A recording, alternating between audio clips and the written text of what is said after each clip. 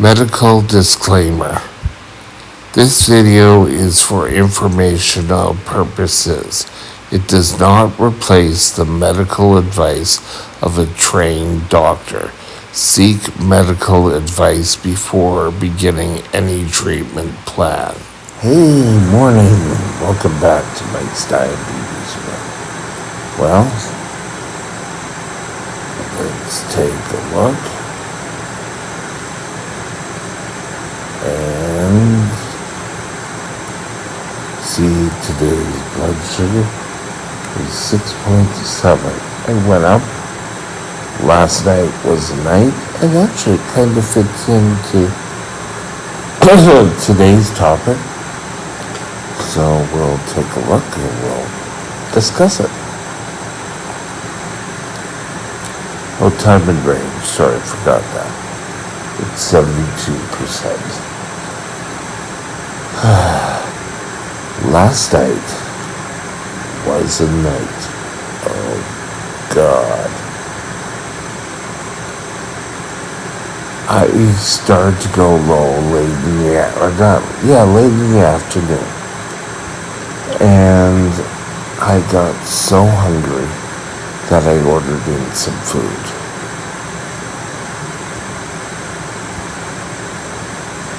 That was my mistake. My eyes were bigger than my stomach.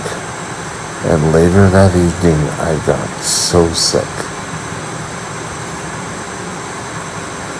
So, we're discussing today diet. T1D, back to basics, diet.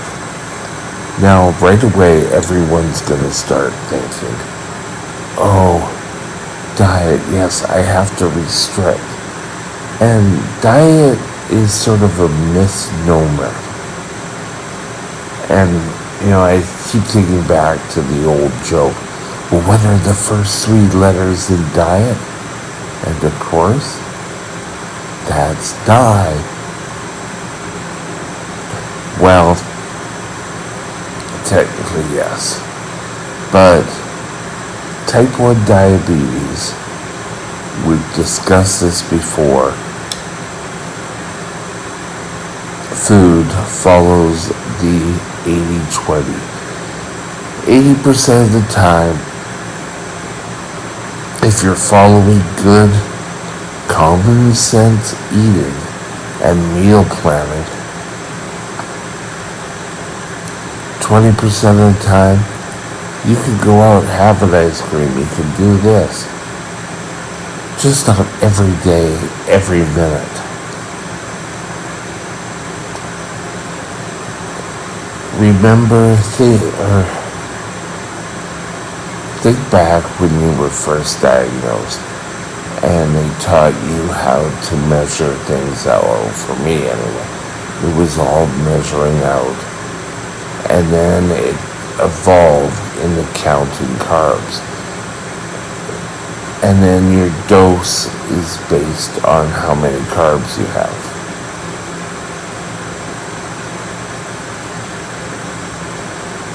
With the advent of, there it is. Let's get this. With these devices and CGMs, we don't have to have insulin injected into us and sit there and saying, okay, at this time, you're gonna have to eat. If we don't really feel like eating, we don't necessarily have to, but it could cause blood sugars to drop, or it could cause them to go high. Remember your first lesson in counting carbs, and you were told you could get a book, and I suggest everyone that you get a book. And you can get many of them, you can get them offline. but it's still good to have a hard copy. I take my hard copy with me when I go to the store. When I go out and I take my away kit, it's in there. It's great to say yes, you can always do it on your phone. And yes, I have jujubes as a wall paper. I just thought, why not? But when you go out to eat, it's always good to have something you can quickly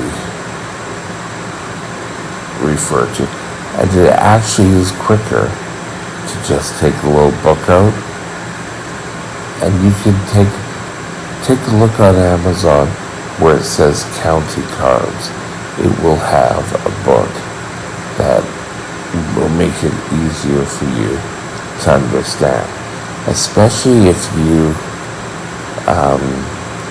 are wanting to go back to the basics. You want to make sure that you count carbs accurately. Now, along with counting carbs, from my experience, is that you take a week and you do a meal plan for that week. So you know what you're going to have instead of going into the kitchen and saying, okay, what am I going to have? You end up, if you don't do this, you end up eating more food and your blood sugars will likely spike. Sorry, HCI. Don't sort of be complacent. When I got onto this loop of getting out of the hospital and following things for a couple of days, and then life got in the way, I didn't plan ahead. And sometimes you just need to plan ahead. Decide what you're going to have for one day.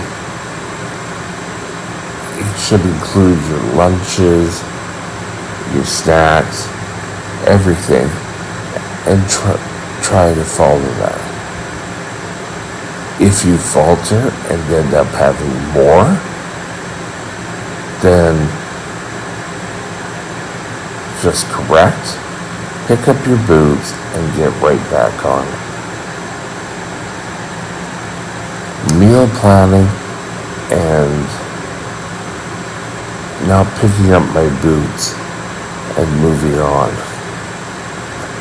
is something that I didn't do well.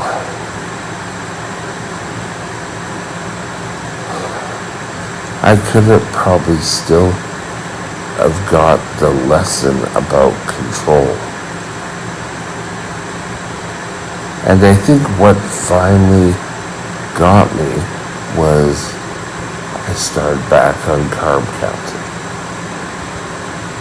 2, and then I moved on to a meal plan.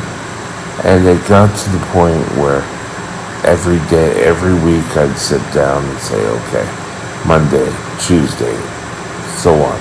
This is what I'm going to have.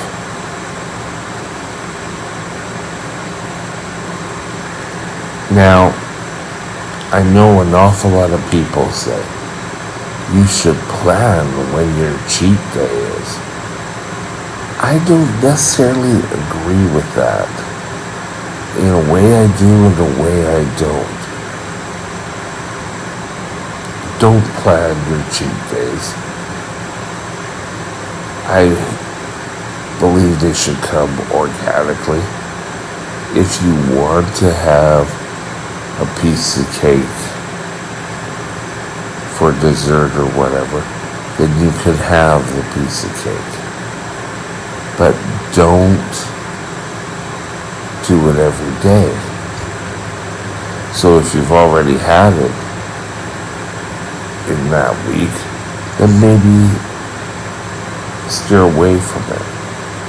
But don't just kind of sit there and say, okay, I'm going to have cake today. It doesn't work out that great. Be certain that you handle yourself and take a look at other things. So make sure you have protein, you have a carbohydrate, you have vegetables.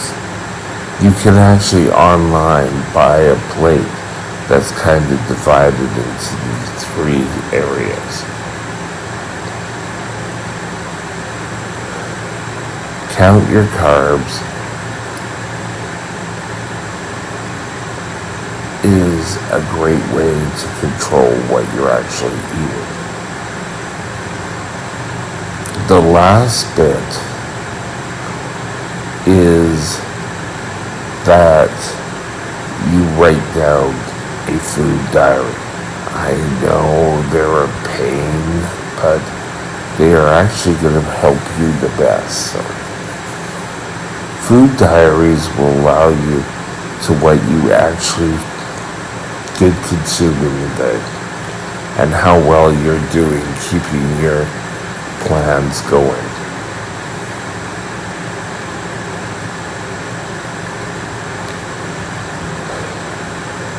And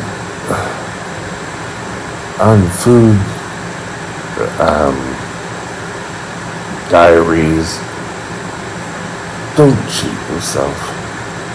You're not gonna win. Think about it. Eating right 80% of the time, 20% of the time. Now that if you do eating right 100% of the time, that's awesome. Make sure you meal plan, make sure you write down, and see how you actually did.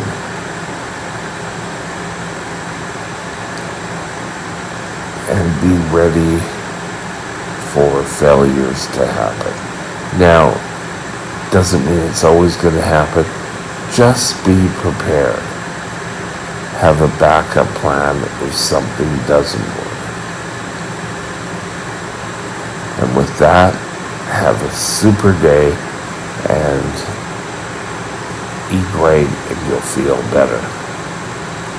Bye now. My email is mikesdiabetesworld@gmail.com. mikesdiabetesworld@gmail.com.